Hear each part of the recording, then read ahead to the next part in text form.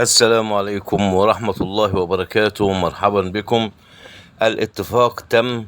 الصفقة المدوية تظهر في موقعة الأهلي والزمالك برعاية كولر. ظهرت الصفقة المدوية في صفوف الفريق الكروي الأول نادي الأهلي بعدما أبدى السويسري مارسيل كولر المدير الفني للقلعة الحمراء رغبته في الحصول على اللاعب صاحب الأداء المتميز.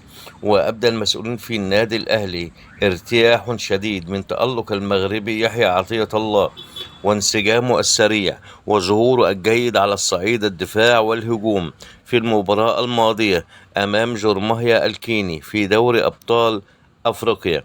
واعتمد المدير الفني على يحيى عطية الله في الجانب الأيسر في مباراة جورماهيا، واستطاع أن يثبت إجادته الفنية على كل الأصعدة، حيث يسود الارتياح الجهاز الفني بسبب اختيار النجم المغربي في الصفقات الصيفية.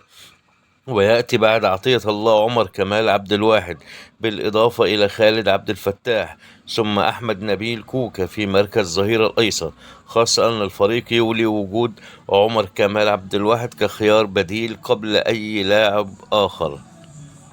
وكان مركز ظهير الأيسر يشغل بال المدير الفني لفترة طويلة من الوقت، ولكن لم يتسنى أن يكون هناك أي اعتماد أساسي على اللاعبين الآخرين في وقت تواجد التونسي علي معلول ظهير أيسر الفريق الأساسي.